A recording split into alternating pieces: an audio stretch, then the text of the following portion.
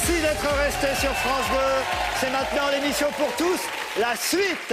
Et je vous demande d'accueillir sur notre plateau pour un sujet qui fait énormément parler depuis 24 heures. Je vous demande d'accueillir Monsieur Christophe Naudin, spécialiste de la sûreté aérienne. Monsieur Pierre-Olivier Édouard, qui est pilote de ligne.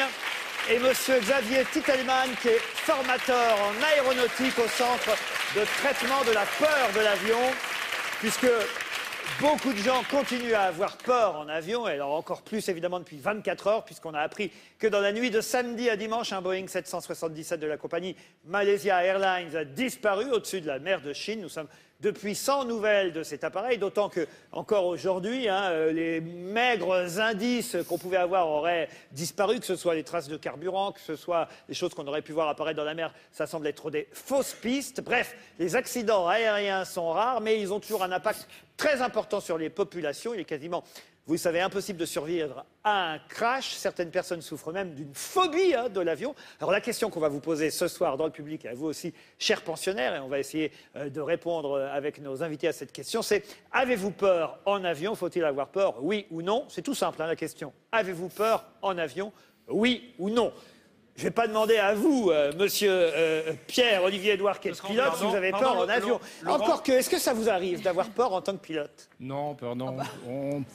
Le niveau de stress pourrait peut-être plus ou moins élevé, mais c'est pas de la peur. Un mot sur... pardon, Laurent, je sais pas, lequel des trois est le pilote? C'est assez évident quand même. Monsieur Pierre-Olivier Édouard, dites-moi justement un mot sur votre avis sur ce qui s'est passé justement à bord de cet avion qui a décollé de Malaisie, qui devait arriver à Pékin et qui n'est jamais arrivé. Chaque piste semble se détruire au fur et à mesure. Et alors il y a même un rebondissement là, d'après ce qu'on peut lire sur Internet. Alors c'est l'agence Reuters qui dit que les téléphones de certains passagers continuerait à sonner, ce qui peut paraître évidemment incroyable et étonnant, parce qu'on imagine que si l'avion est au fond de l'eau, alors personne ne décroche, hélas, mais en tout cas, les téléphones sonnent, déjà c'est assez étonnant, non, quand même? Je ne suis pas spécialiste de la téléphonie, oui, ça paraît étonnant, mais par contre, sur un crash, c'est vrai que ce qui est très étonnant, c'est de ne pas trouver de morceaux. Pas de morceaux. Historiquement, je n'ai pas le souvenir de crash, on n'a rien trouvé, surtout dans des zones qui sont quand même utilisées par des pêcheurs, des gens qui habitent là. La dernière fois que c'est arrivé, ils ont fait une série américaine qui s'appelle Lost. Alors, monsieur Naudin, vous êtes spécialiste de la sûreté aérienne. Qu'est-ce que vous pensez de cette affaire alors? C'est très troublant. Évidemment, on n'a aucune certitude. On ne sait pas s'il s'agit d'un accident ou d'un attentat. Ce qui est certain, effectivement, c'est qu'il n'y a pas de traces. Moi, je pense que pour l'instant, on cherche sans doute pas au bon endroit. Mais enfin, il y a quelques indices quand même qui sont troublants. Il y a le fait qu'il y a une interruption immédiate, extrêmement brutale de toutes les communications de l'avion. Ça veut dire qu'il y a nécessairement une rupture majeure, si vous voulez, sur l'appareil. Après, il y a le possible demi-tour. Il y a ce problème des passagers, en fait, douteux. Il y a les passeports, oui. Et les valises. Il y a les passeports. Pour l'instant, non, les valises qui ont été montées et descendues. Mais ça arrive tout le temps. Ça, des passagers qui ne se présentent pas, ça arrive tout le temps et on enlève leur bagage. Très fréquent. Monsieur Naudin, vous, c'est plutôt l'histoire des passeports qui vous rend perplexe. Si vous voulez, des gens qui voyagent avec des faux passeports dans les avions, c'est tous les jours, aucun problème. Le problème, c'est que... Pourquoi ça, aucun problème je veux dire, ça fait partie de ce qui nous arrive tous les jours. Il y en a une centaine qui débarquent à Roissy à peu près par jour, donc voilà. Le souci, c'est quand... Pardon ? On s'en rend compte en général ou pas?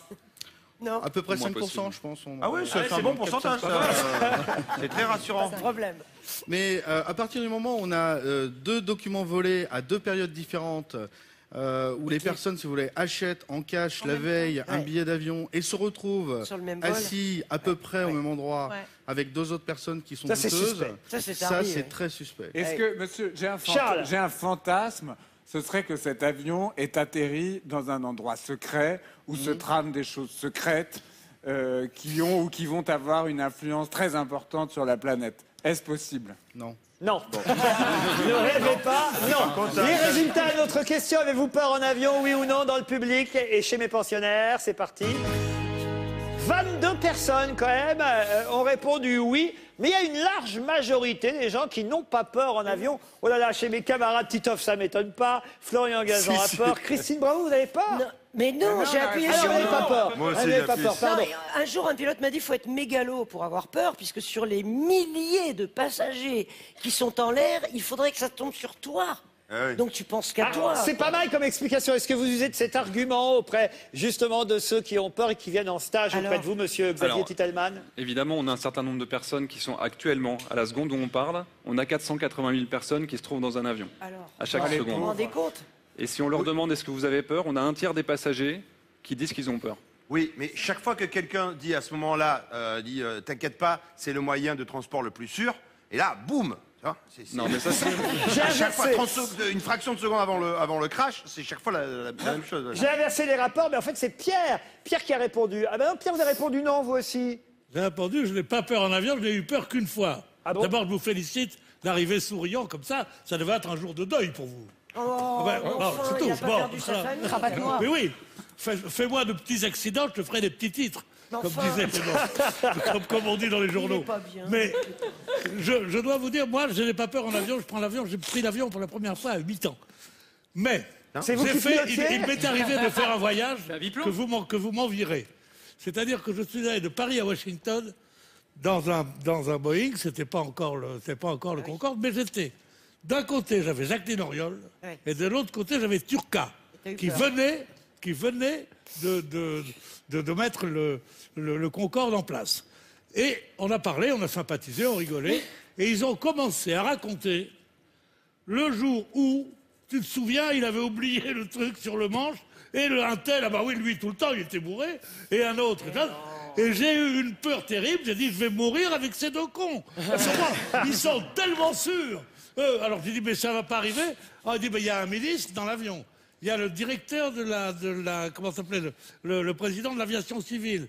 Il y a 7 journalistes célèbres. Vous comptez aller jusqu'au 20h, Pierre, avec la liste des passagers ou pas? Attachez vos ceintures. Oui, en sachant que ça commence à 8 ans à prendre l'avion. C'est ce jour-là que ça arrive. Et ben ce jour-là, j'ai eu très peur et je déteste l'humour sur la peur en avion que vous faites tous. Voilà. Bernadette a peur en avion. Levez-vous, Bernadette, et dites-moi pourquoi, et peut-être qu'ici, monsieur Xavier Titelman pourra vous rassurer.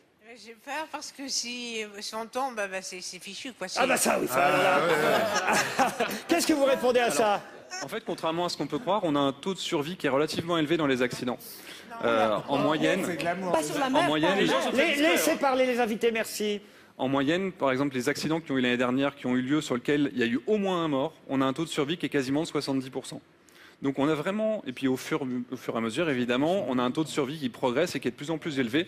Tout simplement, on se souvient particulièrement des événements qui sont dramatiques et qui laissent aucune chance. Regardez d'ailleurs ce résumé de Loïs sur Twitter qui dit « Ce qui fait peur en avion, c'est que soit tout va super bien, soit t'es mort. » Oui, ça c'est un joli résumé. Laura a répondu « Oui, elle a peur en avion. » Laura, pourquoi? Levez-vous au premier rang. Bonsoir mademoiselle. Bonsoir, oui, Laura a peur en avion et au risque de paraître mégalo, j'ai peur en avion tout simplement parce que, si tu tombes, je meurs, c'est fou. Voilà. Alors ça se traduit comment pour vous en avion quand vous le prenez? Je le prends rarement, je suis pour venir ce soir, mais ça se traduit que je n'étais pas bien, quoi. Voilà, c'est tout. J'ai juste envie d'arriver sur Terre et c'est tout, et que ça dure pas longtemps. Qu'est-ce que vous faites alors pendant vos stages pour déstresser et enlever la phobie de l'avion à ceux qui viennent vous voir? Alors évidemment, c'est quelque chose qui va se faire en plusieurs étapes. On ne peut pas se contenter d'apporter des réponses. Il y a également tout un travail sur la gestion de l'anxiété avec des techniques de respiration, avec des logiciels de cohérence cardiaque. On a également toute une partie avec une psychologue justement pour faire en sorte que les bonnes informations soient celles qui dominent au bon moment. On ne peut pas se contenter de vous donner des informations. Et la troisième partie de la journée, qui est primordiale, c'est le simulateur de vol. Donc on utilise un simulateur de vol qui est utilisé pour la formation des pilotes. Et là, le but, c'est de prendre les commandes soi-même et savoir ce qui se passe devant. Mettez-leur un beau mec comme ça à côté, ils ont plus peur. Oh, oui. Vous draguez le pilote, vous alors? Je ne monterai pas dans l'avion avec lui et vous en même temps, ça c'est sûr. Christila là-bas, bonsoir Christila. Vous avez répondu oui et je sais que vous avez fait un stage pour ne plus avoir peur. Levez-vous si vous voulez bien. Bonsoir madame. Bonsoir. Oui, j'ai fait un stage il y a longtemps déjà, il y a une vingtaine d'années. Donc j'étais dans les premières. Oui, j'ai eu peur pendant 15 ans de prendre l'avion. Et aujourd'hui, vous n'avez plus peur? Si. Sauf que j'arrive à dominer ma peur. Je ne sais toujours pas pourquoi j'ai peur. Ce que je sais, c'est que nous sommes des terriens et que c'est très compliqué pour des terriens de se retrouver en l'air. Et il y a une autre chose très compliquée aussi, c'est que non seulement nous sommes des terriens et des bonobos, Mais en plus, il est très compliqué. Les bonobos ne volent pas, que je sache, pas encore. Il parle moins bien que nous aussi. Hein. Oui, c'est vrai. C'est vrai. 3000 les bonobos. Hein. Non, mais il fait mal. Il est très compliqué de faire confiance, de se laisser aller complètement. C'est-à-dire, on est dans une boîte, on ne peut pas sortir. Oui. Et de faire confiance totalement. Pas tout le monde en même temps. De Vous faire êtes confiance à insupportable. l'équipage, de se laisser aller totalement et de dire je me remets ma vie entre ces gens que finalement je ne connais pas, je ne sais pas ce qu'ils valent, j'en sais rien, je ne sais pas. Donc voilà, c'est compliqué. Moi, C'est pareil pour les je médecins. prends l'avion, mais je ne suis toujours pas tranquille. Pierre-Olivier Edouard, qu'est-ce que vous répondez en tant que pilote de ligne? Il y a des gens qui, comme ça, ont peur, qui sont dans l'avion. Est-ce que vous avez des moyens de les calmer, à part un peu de somnifère? Oui, ou un bon verre de vin. Un bon verre de vin. Ça peut calmer. Mais, l'alcool à bord. Comment? L'alcool à bord. Ils auront les passagers de l'alcool à bord. Oui, je sais, oui, mais c'est ce qu'il faut. Personnellement, je pense que ça doit être pas mal, un passager. Ouais. Samantha a répondu oui, j'ai peur, et elle se lève, ça veut dire qu'elle veut dire quelque chose. Bah en fait, moi, c'est juste parce que j'ai jamais pris l'avion et je pense que c'est l'angoisse du début. Ah bah voilà, oui, donc pour l'instant vous avez peur parce que vous n'avez pas encore testé ça. Olivier répond non à côté, il s'est levé aussi. Bah, moi je pense qu'il y a de plus en plus de... La mécanique elle est plus évoluée et les personnes qui conduisent l'avion, bah, c'est des professionnels. Mais, faites confiance. Oui, voilà. Tout simplement, il faut faire confiance. Stéphane Bach. Moi, franchement, j'ai très peur. Déjà, ma grande peur, c'est de me retrouver à côté d'un bébé qui chiale. Ça me fait toujours rire. Mais le truc, c'est que j'ai une question. Les accidents, le plus gros nombre d'accidents, ça arrive sur les petits trajets ou les gros trajets? Parce que moi, je fais toujours des petits trajets, genre Paris-Marrakech ou je sais pas trop quoi. Parce que j'ai toujours peur que si je fais un Paris-New York, il m'arrive... Bonne question. Est-ce qu'il y a plus d'accidents sur les longs ou les moyens courriers? Non, exactement pareil. Pareil. C'est la même chose. Mais ce que je voulais vous dire, simplement, un petit peu pour vous rassurer, il y a 2 milliards 100 millions de personnes qui prennent l'avion par an. 2 milliards 100 millions de personnes. Il y a évidemment excessivement peu de morts. Et un petit peu moins réjouissant, en termes de médecine légale, si vous êtes dans l'avion et qu'il se passe vraiment quelque chose, de toute façon, vous êtes asphyxié, vous tombez dans les pommes avant de vous écraser. Ah, ben je vais passer une bonne soirée, moi. Noisette aura le mot de la fin sur ce sujet. On va continuer ensemble, mais sur ce sujet-là, Noisette a répondu non. Donc moi, j'ai pas peur du tout en avion parce que comme on disait tout à l'heure avec Christine Bravo, ça n'arrive pas souvent.